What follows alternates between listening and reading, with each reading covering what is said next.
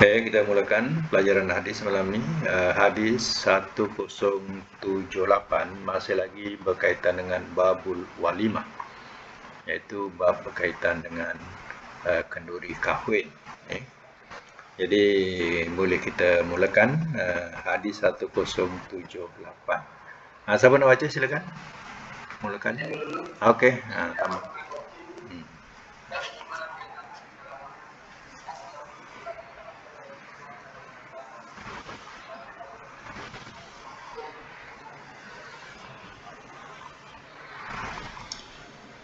Makanlah dengan tangan kanan kamu. Ada? Makanlah dengan tangan kanan. Ada tak?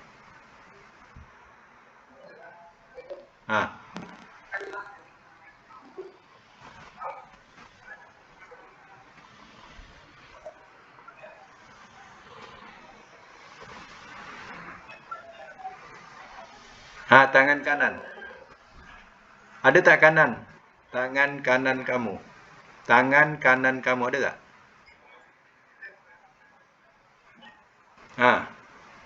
Makanlah dengan tangan kanan kamu. Ada?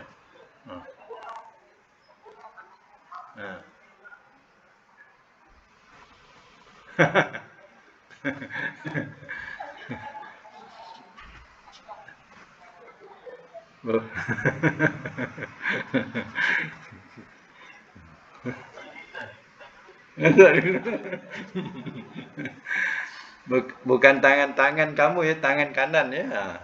Tangan kanan. Okey. 1078 catatkan hadis sah. Matan diperintah mengucap bismillah di waktu makan,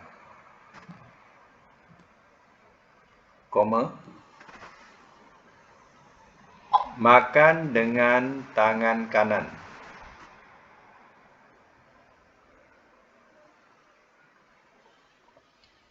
dan makan yang dekat kepada kita.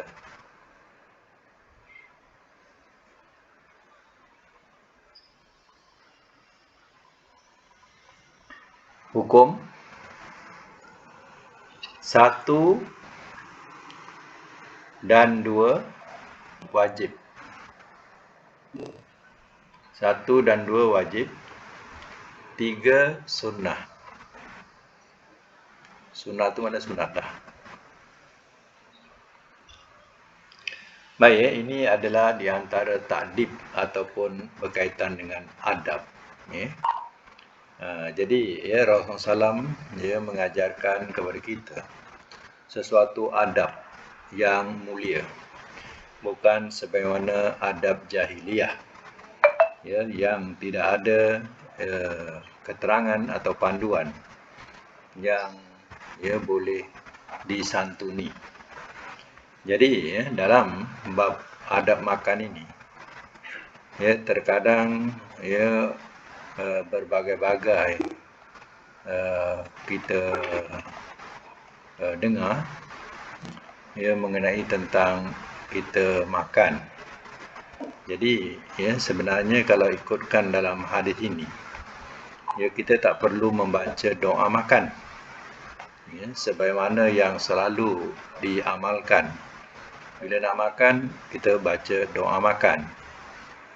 Kalau kita tengok pada orang-orang yang bukan Islam, seperti kita tengok pada orang Kristian, mereka kalau makan bersama keluarga, mereka akan baca doa makan. Jadi kalau Nabi hidup, Nabi tidak akan menyamai mereka. Tidak akan mau menyamai mereka. Jadi sebab itu Nabi hanya mengajarkan kita nak makan, kita menyebut bismillah saja. Itu pun tak ada ar-Rahmanir-Rahim. Bismillah saja. Ar-Rahmanir-Rahim pun tak disebut. Jadi artinya bila kita makan, yang sebenarnya itulah dia, iaitu kita menyebut bismillah, lalu kita makan dengan tangan yang kanan. ya, bukan tangan kiri, tangan yang kanan, ya. Dan satu perkara lagi, kalau kita makan berjemaah, perhatikan bahawa hidangan mula-mula yang kita nak ambil, ya, adalah hidangan yang dekat dengan kita, ya. Kat depan kita ni sambal belacan, ya, ambillah sambal belacan dulu nampaknya, ya. Ya. Jadi kalau kat seberang tu, ya, ikan ataupun ayam contohnya, jangan kita melangkau dulu. Itu adabnya. Kita ambil apa yang dekat dengan kita dulu. Kemudian kalau ya mereka dah ambil, barulah boleh ya tolak-tolak atau dipas-paskan, ya. Jangan kita terus melangkau mengambil di depan orang lain pula. Ya. Ini adab yang indah dalam Islam. Sebab itu kita kena ikuti dia, ya. Jadi hanya itulah yang nak dikenalkan, bahawa ya dalam kita makan, ya sebaiknya kita menyebut bismillah saja, ya. Lepas tu, lepas habis kalau kita nak baca doa, bacalah. Jadi kita tidak menyamai orang-orang Kristian, ya, berbuat, ya. Sebab orang Kristian kita tengok memang dia ada baca doa sebelum makan. Jadi kita pun ikutlah macam mereka berdoa waktu makan. Sedangkan Nabi ni, dia selalu dia akan menyalahi Yahudi atau Nasara, ya. Itu Nabi. Jadi ya, sebab itu kita eloknya apa yang disabdakan oleh Rasul ni, ya, kita gunakanlah, ya. Tapi dah kebanyakan dari ya tadika dan sebagainya mengajarkan doa makan, ya. Kemudian ya bila si atuk tak makan, atuk tak baca doa ke? Dia ajar kita pula dah. Si cucu dah ngajar si atuk. Atuk tak baca doa ke? Jadi dah, ya, dia dah ajar macam tu. Kalau nak makan dia baca doa. Kita punya faham lain, ya. Kalau lepas tu dah makan baca doa tak apa, ya. Baik, kita teruskan lagi hadis 1079. Siapa nak baca silakan.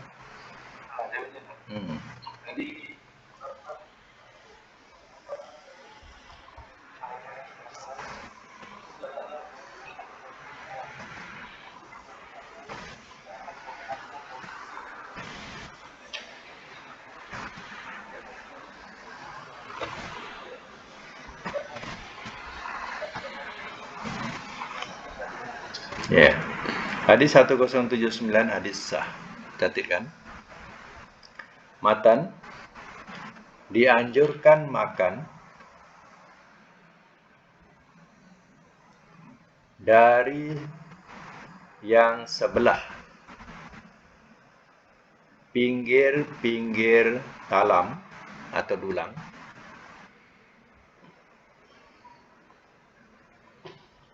hukum sunnah.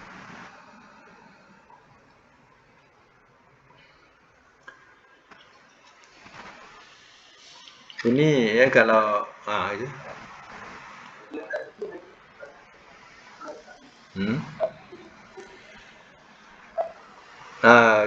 Bismillah dengan tangan kanan tu wajib. Kemudian yang mengambil yang terdekat tu sunat. Sunat. Ya. Baik, hadis sah. Matan dia yang 1079, dianjurkan makan dari yang sebelah pinggir-pinggir dulang atau talam. Hukum sunnah. Hukum sunnah. Ini ya kalau makan dalam dulang, ya. Macam orang-orang tabligh, biasa dia kalau makan, dia makan satu dulang, ya. Jadi bila makan dengan satu dulang ni, ya, dia punya adabnya dalam makan di pinggir-pinggir sebelah tepi lah. Ya, jangan kita terus mencelah ke tengah dulang tu, ya. Itu tidak baik cara macam itu. Dan kalau di Mekah pun, di Mekah, ya kita kalau ada yang makan dulang tu, ya dia bagi safrah plastik tu, kita akan keluarkan nasi itu daripada dulang tadi tu ke plastik safrah tu. Jadi rupanya plastik safrah ni memang untuk makan, bukan saja diletak. Ya. Ini untuk makan. Ya. Jadi kita makan di safrah tu lah. Jadi masing-masing ambil ya, dari dalam dulang tu, ya, dan makan di safrah yang dibentang tu. Jadi itu salah satu kebaikan.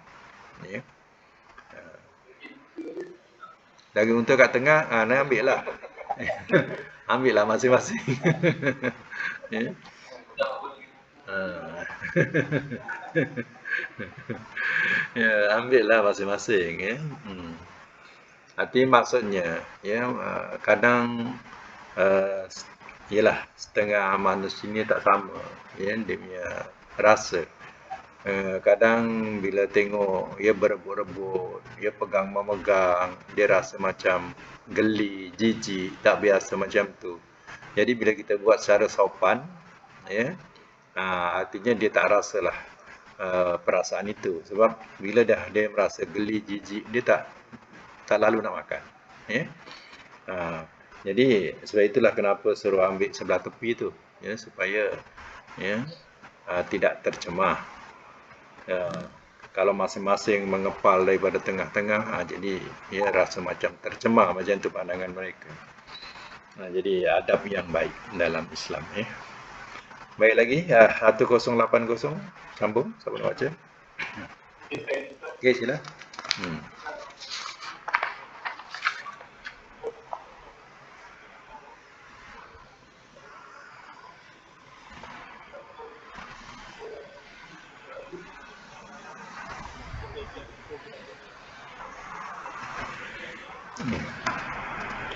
1080 catatkan hadis sah. Matan, dianjurkan jangan mencela sesuatu makanan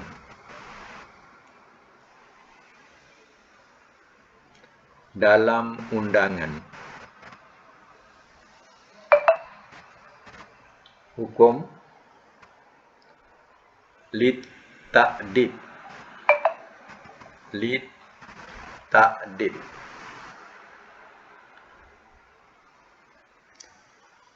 Ta'dib. Ya, ta'dib. Jadi lid ta'dib. Maknanya apa? Ya, untuk adab. Untuk adab. Dalam hadis ini, ya, diberitahu bahawa ya, mengenai tentang Rasulullah atau sifat Rasulullah SAW, bahawa dia tidak mencela makanan. Kalau dia suka dia makan, kalau tidak dia tinggalkan. Jadi itulah sifat Rasulullah SAW apabila dihidangkan makanan. Baginda senang, baginda akan makan. Kalau dia tak senang, dia tinggalkan. Tapi dia tidak cela. Ya. Jadi mencela makanan itu tidak disukai. Ini adalah di antara sifat Rasul SAW. Hal ini berkaitan dengan ta'dib. Ta'dib ni berkaitan dengan adab. Ya. Kalau kita ke rumah orang, ya, kita mencela makanan yang dihidangkan, tentulah ya orang itu akan kecil hati kepada kita, ya, sebagai tetamu. Jadi sebab itu ini disebut ta'dib, ya, berkaitan dengan adab. Ya. Mungkin kalau di rumah, ya, ataupun orang rumah sendiri yang masak ke, ya, mengatakan untuk memperbaiki tak apa, ya. Mengatakan, tapi bukan mencela, untuk memperbaiki, itu tidak mengapa, bukan mencela, ya. Contohnya misal kata, ya, dia punya kuah ni terlampau masin, ya. Jadi ya, kita boleh memberi satu teguran, ya. Teguran itu untuk memperbaiki. ya, atau dengan kata-kata yang ya tidak menyinggung perasaan. Ya. Murah betul lah ini garam ya. Contohlah ya. Murah betul lah ini garam. Jadi bila murah betul tu faham je lah bahawa masakan tu masin sangat ya. Hmm. Jadi ya, nah,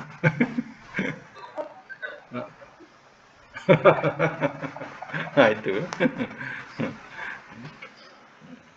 Jadi ya, kalau kita bertamu ya, bertamu, jangan sesekali kita mencela. Ya, dikhawatiri akan menyinggung perasaan ya, orang yang ya, menyambut kita sebagai tetamu. Ya. Baik ya, kita sambung lagi. Hadis 1081. Siapa nak baca? Silakan. Hmm.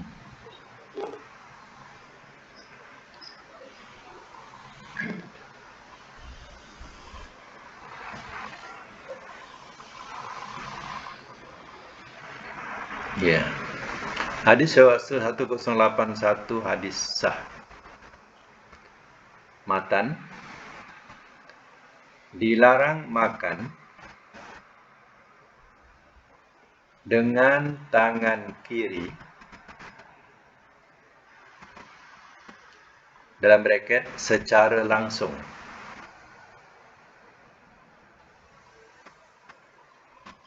Hukum haram.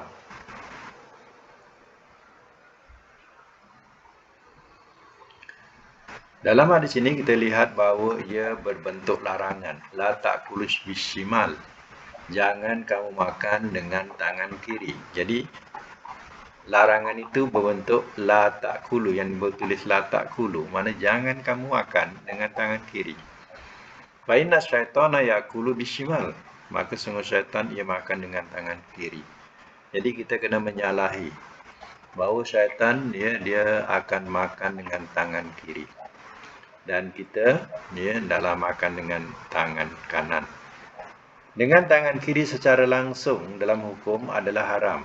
Tapi kalau disokong oleh tangan kanan, tak mengapa. Macam contoh, kalau kita makan, tangan kita ni bukan kotor, comot. Comot dengan kari tangan kanan kita. Jadi kita nak mengambil air. Bila nak mengambil air, kalau kita pegang gelas tu sudah tentu gelas tu comot. Ya, jadi orang pandang tu tak apa baiklah. Maka kita pun ambillah dengan tangan kiri, tapi kena sambut dengan tangan kanan. Jangan secara langsung tangan kiri minum. Mana sambut dengan tangan kanan. Macam tu. Ya. Haramnya kalau kita secara langsung. Tapi ada juga orang-orang yang kidal, dia menulis tangan kiri dan makan juga tangan kiri. Jadi hal ini adalah kena diasuh daripada kecil. Maknanya biasa budak akan macam tu. Dia kalau tak diasuh, terkadang dia sudah kebiasaan dengan tangan kiri sampailah bawa besar. Jadi sebab itu bila dia menggunakan tangan kiri, asuh supaya gunakan tangan kanan. Lama-lama dia terbiasa. Dia sampai besar. Itu terkadang bila dibiarkan, dia akan terus terbiasa dan susah nak menggunakan tangan kanan. Jadi hal ini dipandang tak baik.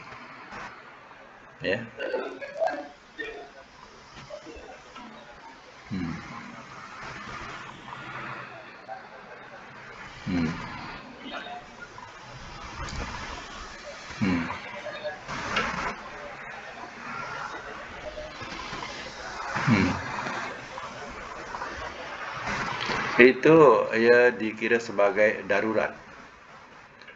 Mana dalam hal keadaan darurat kita diperbolehkan apa saja. Mana contohnya dengan tangan kiri. Itu diperbolehkan. Mungkin tangan kiri tak boleh nak memegang steering. Jadi benda ini akan membahayakan. Jadi yang pegang ialah tangan kanan. Jadi mengambil makanan tadi dengan tangan kiri. Itu dalam keadaan yang dikatakan darurat. Kalau kebiasaan biasa, dia tidak akan lakukan demikian. Jadi mana yang lebih bahaya? Yang lebih bahaya ialah kalau kita tak kawal pemanduan kita, lebih bahaya. Ya. Jadi maka dianggap sebagai makan dengan tangan kiri itu sebagai satu darurat. Ya. Lagi 1082 ya. Okey, silakan.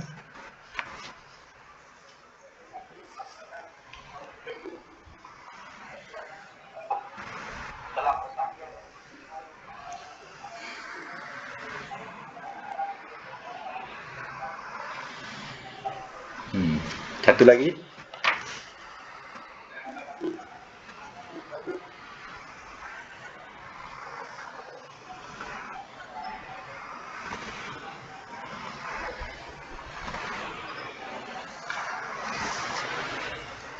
Ya.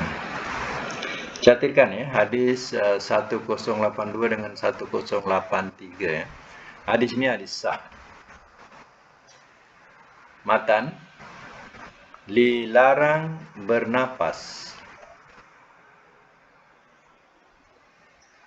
Dilarang bernapas dan meniup dalam bejana.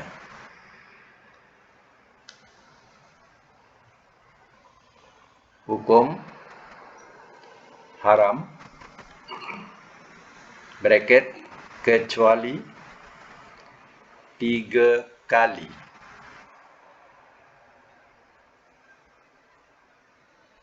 Kecuali 3 kali.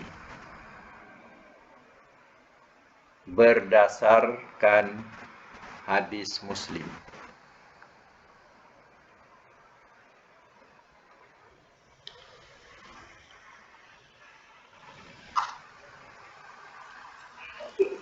Ya, maksudnya kalau air itu panas, biasanya kebiasaan kita bila panas kita akan tiup-tiup dia. Ya, tiup-tiup dia. Maka tiup-tiup ataupun dengan bernapas dalam kita punya gelas. Bejana itu mana bekas minum. Ya. Jadi kita kerana dia panas kita embus dia. Itu sebenarnya hukumnya haram. Kecuali 3 kali boleh. 3 kali saja boleh. Lebih dah jadi haram. Ya. Dan kebiasaan kebiasaan kalau ibu-ibu nak suapkan anak tadi, benda tu panas, dia maka tiup baru masukkan. Sebenarnya ia tidak boleh macam tu. Mengikut berdasarkan hadis ini tidak boleh. Kalau kita nak sejukkan dia dengan cara lain, bukan cara kita tiupkan dia. Ya. Nabi SAW, dia tidak belajar sains. Tetapi di sini ada hal yang berkaitan dengan sains. Maknanya, kalau kita hembuskan, kita akan mengeluarkan karbon dioksida. Sedangkan kita sedut ni oksigen. Jadi karbon dioksida itu kita hembuskan pada air yang bersih. Yang nak kita minum tu bersih air itu, tapi kita hembuskan dia, menyebabkan karbon dioksida sudah ada di situ. Yang tidak baik. Jadi dalam hal kesihatan, maknanya hal ini ada kaitan dengan kesihatan. Jadi cantiknya Nabi SAW telah memberitahu kepada kita hal-hal yang kadang kita tidak ketahui. Pada adabnya macam itulah, bila panas kita embus dia. Kalau kat kedai mamak tertarik, cara dia nak sejukkan tu, dia tuang. Tuang cawan dengan cawan. Itu betul. Dengan tidak menghembuskan. Itu betul lah cara macam tu. Kita pun boleh buat. Cara nak menyejukkan macam tu. Baik maka habis atau tamat bab walimah. Sekarang ni kita sambung satu bab lagi, iaitu babul qasami. Babul qasmi. Babul qasmi. Qaf sin mim tu ya.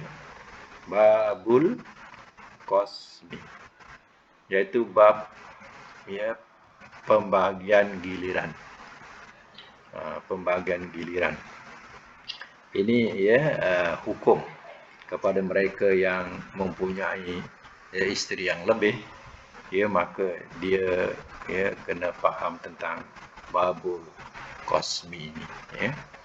Baik, ya 1084. Siapa nak baca?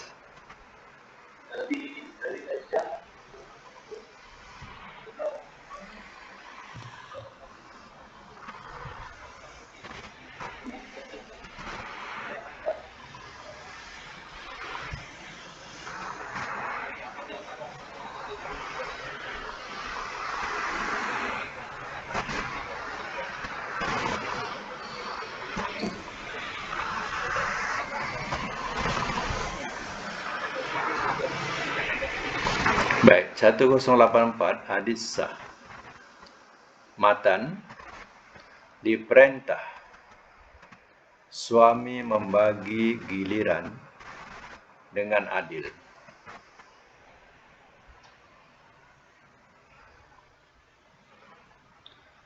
Hukum wajib.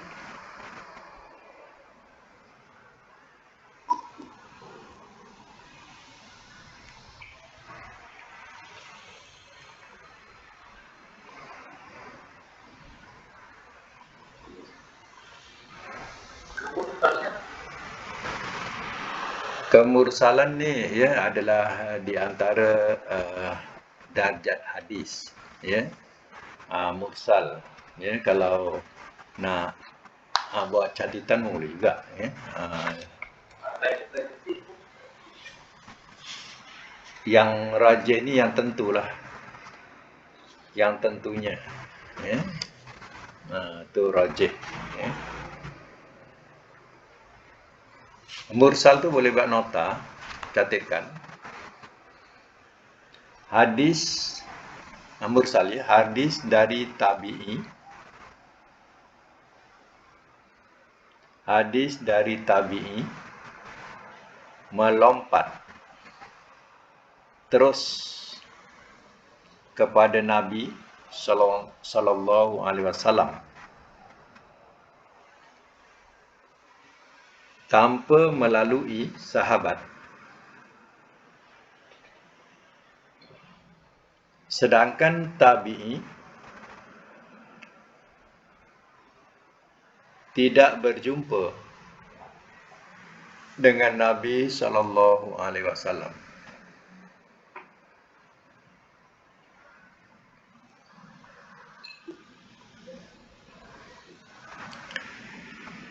Hadis ini dikatakan hadis, sebenarnya hadis ini sah, sahih. Tapi hanya mengikut Tirmizi saja menganggap hadis ini mursal. Ya, mursal.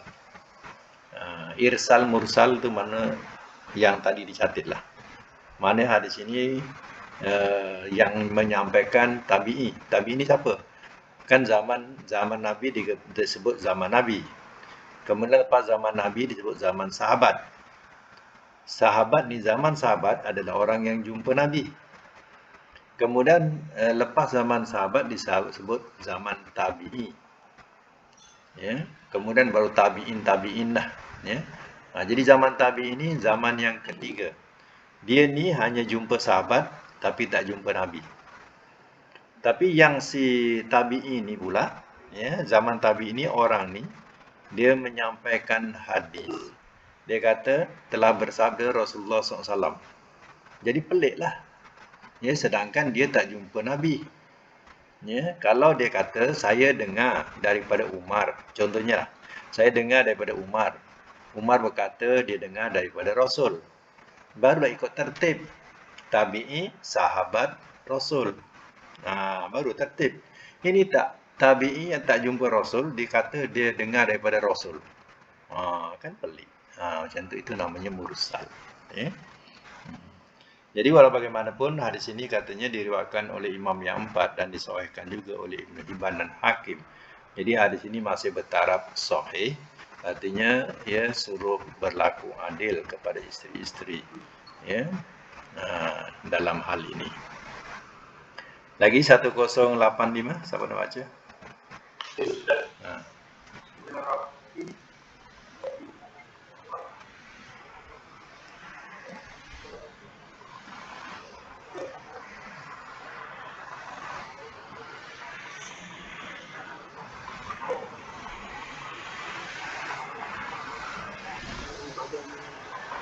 Ya.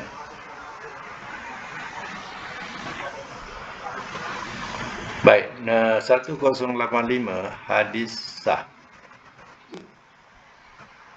Matan, dilarang menonjol-nonjolkan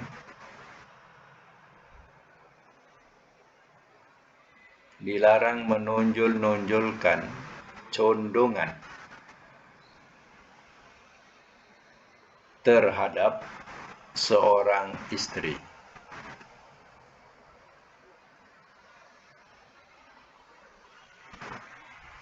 Hukum lil irsyad, untuk pimpinan.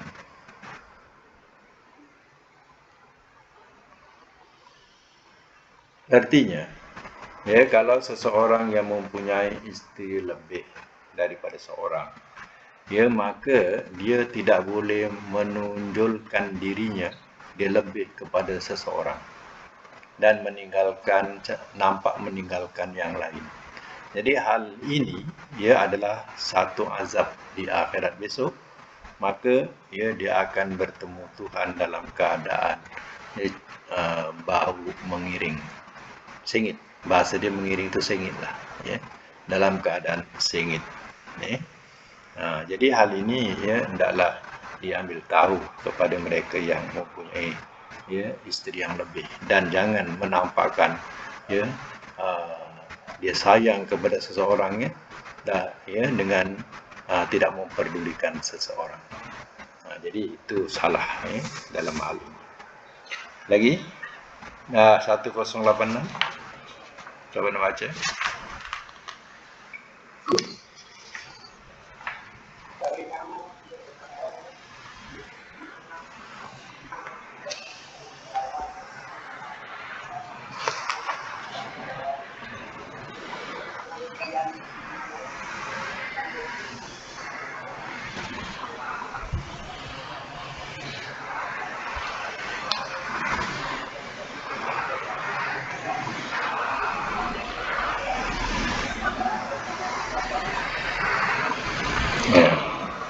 Baik, catatkan 1086 hadis sah. Matan, seorang lelaki boleh tinggal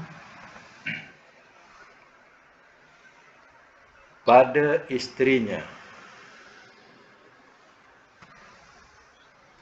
yang perawan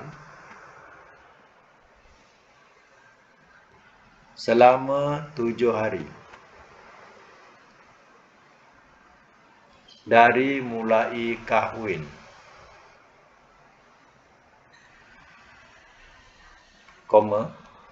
kepada isteri janda 3 hari. Hukum sebagai satu ketentuan. Ini maknanya hukum yang Rasul telah beritahukan. Ya, kalau dia berkahwin dengan seorang anak dara contohnya, dia boleh tinggal dengannya selama 7 hari, kemudian baru ikut giliran. Kalau dia mengahwini janda, dia tinggal dengan janda itu 3 hari, kemudian baru ikut giliran. Itu adalah peraturan yang Rasul telah tetapkan dalam syariatnya. Lagi 1087. Siapa nak baca? Silakan.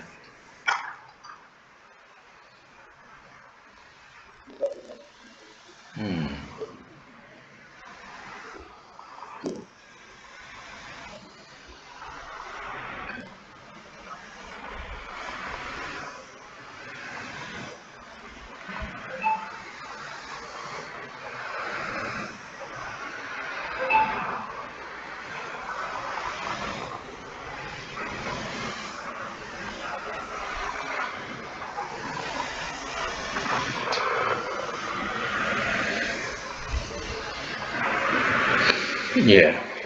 1087 hadis sah. Matan, ketentuan seorang tinggal di rumah janda yang dikahwininya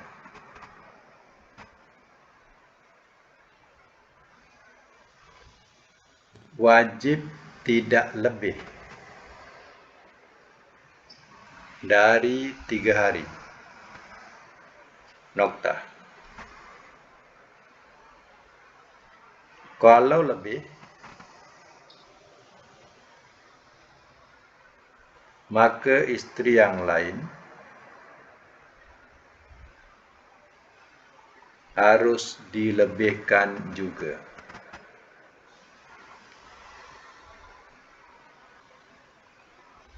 Hukum sebagai satu ketentuan. Macam itulah peraturan yang diajar oleh Nabi SAW kepada mereka yang bermadu. Jadi macam sini diterangkan, katanya lah Ummu Salamah. Ummu Salamah ni seolah-olah macam menahan Nabi dah 7 hari. Dia menahan Nabi supaya tinggal lagi. Boleh aku tinggal, kalau kau mau, tapi aku akan kepada yang lain aku akan gilirkan lama juga. Jadi hal itu tidak jadi Ummu Salamah berbuat demikian untuk menahannya. Jadi itu pahaman yang kita dapat tahu atau pengertian daripada hadis ini. 1088 dari Aisyah. Siapa nak baca? Silakan.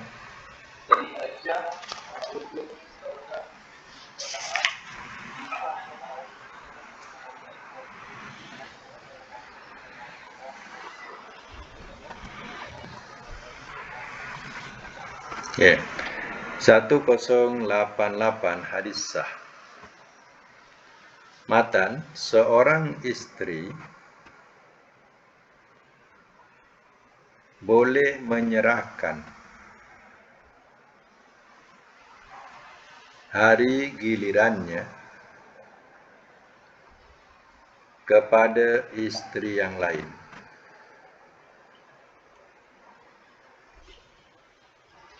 Hukum mubah.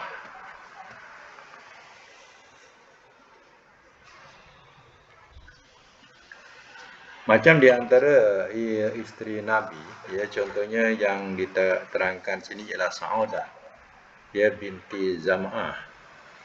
Yang mana Saudah ni dia mengatakan kepada Rasul, wahai Rasul, kalau kau nak balik-baliklah, tak balik pun tak apa.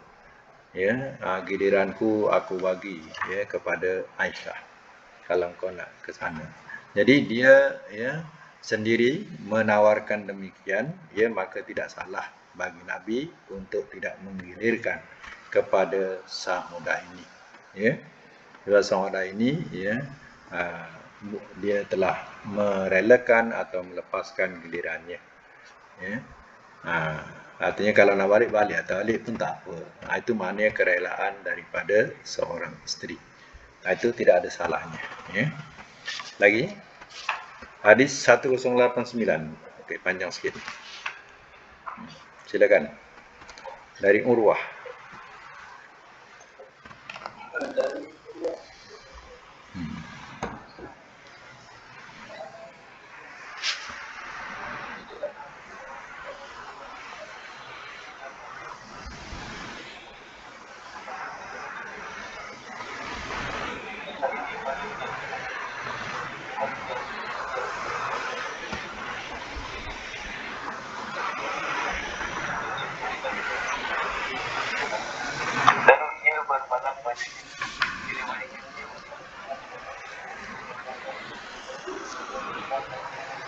Ya. Baik, hadis 1089 catatkan hadis sah. Matan, walaupun bukan hari giliran. Matan dia, walaupun bukan hari giliran, suami boleh datang melawat isteri-isterinya yang belum dapat giliran. Hukum lil irsyad.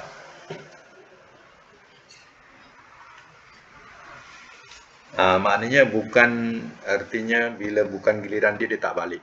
Itu salah dia juga boleh datang, boleh jenguk, boleh mengambil tahu hal-hal rumah tangganya. Hanya dia tidak tidur di situ kerana bukan gilirannya. Tapi dia boleh melawat, boleh jenguk. Itu adalah ketentuan ketentuan, bukan sesuatu yang misal-misalkan atau direkakan, bukan. Itu adalah satu ketentuan yang diberikan oleh Rasul. Dan contoh ini adalah contoh yang diberikan sendiri oleh Rasulullah SAW. Mana kewajipan kepada mereka yang berpoligami. Lagi satu pasal.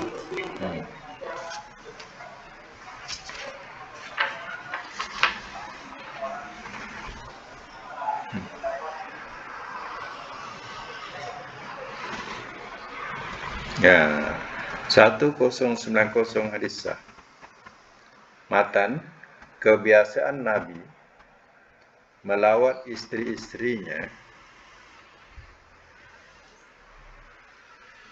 yang tidak mendapat giliran sesudah solat asar. Hukum lil irsyad. Mana untuk pimpinan. Mana Nabi jenguk dan tanya keadaan. Biasanya yang lapang ialah waktu lepas asar, yang ada kelapangan. Baik, lagi kita habiskan, ada sikit lagi, ada tiga lagi ni. Kita habiskan tajuk ni lah. 1091. Silakan.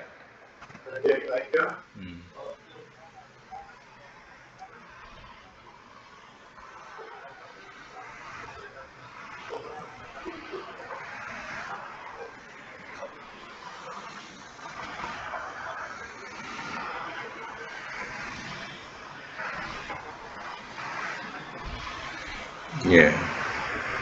1091 hadis sah. Matan, isteri-isteri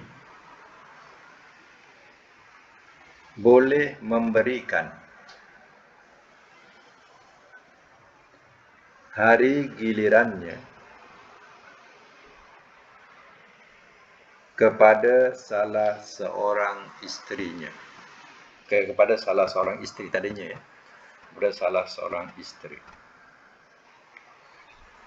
Hukum mubah.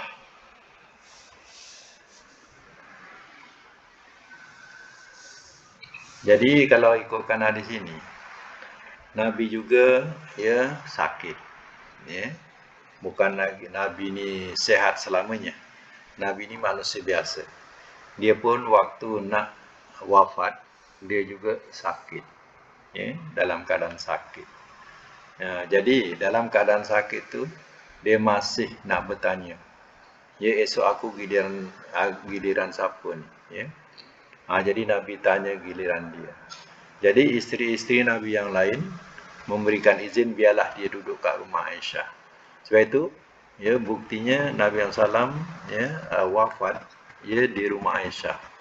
Sebab itu yang sekarang ni makam Nabi itu, itulah bilik bilik Aisyah. Sebab mereka sudah memutuskan satu mesyuarat di mana kita nak kebumikan Rasul. Mereka bermesyuarat. Hanya keputusan mesyuarat sahabat ni, katanya beginilah, di mana Allah ambil dia, kita kebumikan di situ. Maka dia wafat di rumah Aisyah. Maka disitulah dikebumikannya, ya. Maka sampailah sekarang. Sebab itu Nabi senang di rumah Aisyah tu sebab sebelahnya masjid. Itulah Raudhah tu masjid yang Masjid Nabawi yang mula-mula sekali. Itu Raudhah. Yang lain tu dibesarkan, ya. Jadi akhirnya Rasul pun wafat di sebelah Raudhah tu, ya.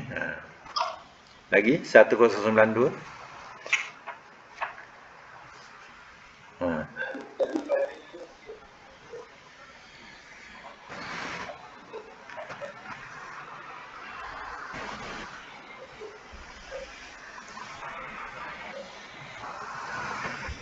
Ya.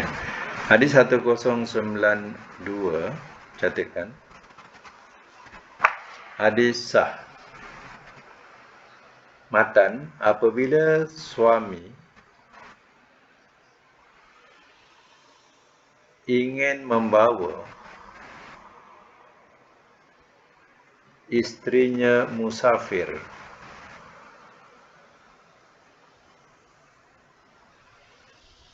salah satu caranya adalah dengan undi.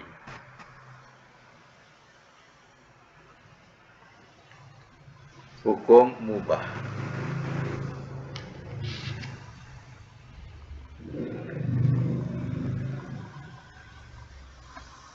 Itu salah satu cara, ya.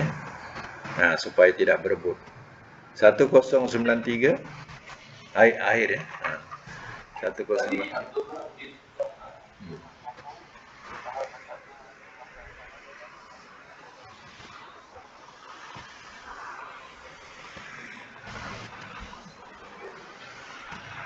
Ya, catat 1093 hadis sah. Matan, suami boleh memukul istrinya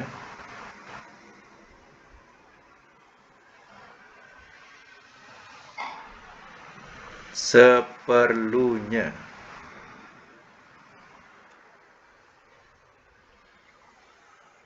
Dalam bracket bukan mendera.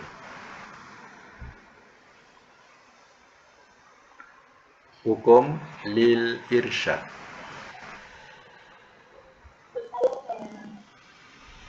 Hukum lil irsyad untuk pimpinan, ya. Okey, ya. Jadi ya, bab mengenai tentang kosmi giliran itu habis, ya. InsyaAllah akan datang masuk bab khuluk, nama dia khuluk, ya. Ini bab dikatakan kita belajar ni bab munakahat, ya. Tak mestinya bila belajar ni ya mesti nak berpoligami, ya. Bukan, ya. Mana kita belajar kita nak tahu, kita tahu dan kita boleh memberitahu kepada mereka yang berpoligami supaya berlaku adil, ya. Itu, ya. Dan kita boleh menerangkan hadis-hadis ini. Itu maksudnya, ya. Baik, sekadar itu untuk hari ini. Mudah-mudahan kita dapat manfaat daripada pelajaran tadi, ya. Dan kita lepas ni, ya. Sadaqallahul azim wa sadaqa rasulul karim wa nahnu ala zalika wasyahid.